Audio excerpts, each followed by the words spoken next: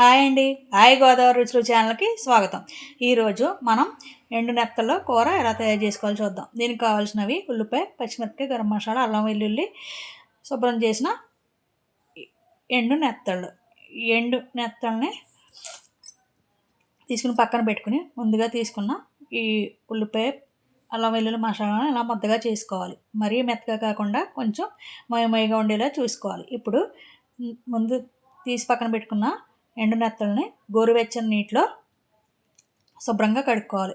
ఇలా గోరువెచ్చని నీటిలో కడగడం వలన దానికి ఉన్న ఇసుక పూర్తిగా పోతుంది.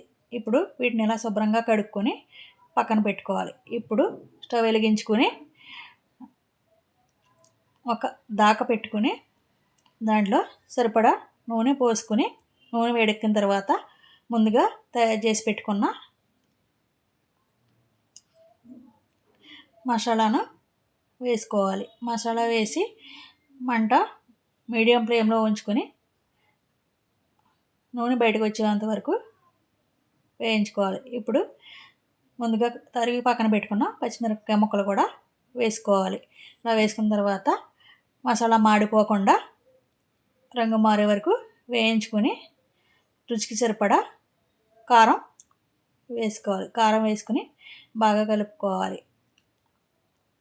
అలా కలుపుకున్న తర్వాత ఇప్పుడు తగినంత ఉప్పు వేసుకోవాలి.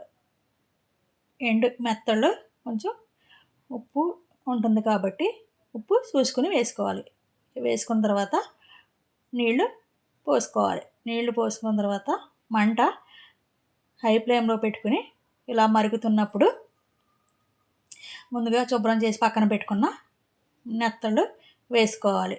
నెత్తలు వేసుకున్న తర్వాత మంట 4-5 నిమిషాలు హై ఫ్లేమ్లో ఉంచి తర్వాత మీడియం ఫ్లేమ్లో పెట్టుకుని ఇలా దగ్గర అయిన తర్వాత స్టవ్ ఆఫ్ చేసుకోవాలి. దీనిని వేడి వేడి అన్నంలో తింటే ఎంతో బాగుంటుంది. Please like, share, subscribe.